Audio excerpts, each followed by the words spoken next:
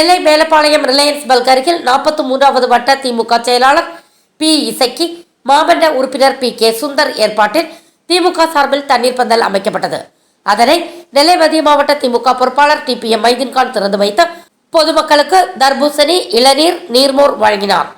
நிகழ்ச்சியில் மாநில மகளிர் தொண்டரணி துணை அமைப்பாளர் விஜயா சத்யானந்த், முன்னாள் மாவட்ட பொருளாளர் அருண்குமார், இளைஞரணி துணை அமைப்பாளர் மீரான் மைதீன் உட்பட திமுக நிர்வாகிகள், மகளிர் அணியினர் உட்பட பலர் கலந்து கொண்டனர்.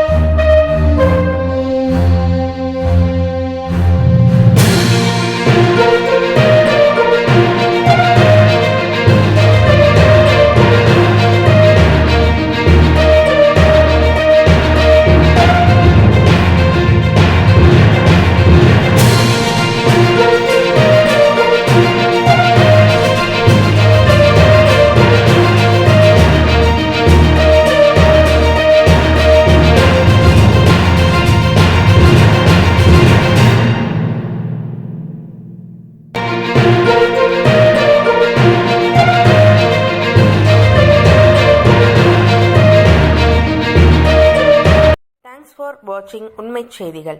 நெல்லை செய்திகளை உடனுக்குடன் தெரிந்து கொள்ள சேனலை சப்ஸ்கிரைப் பண்ணுங்க, லைக் பண்ணுங்க, ஷேர் பண்ணுங்க.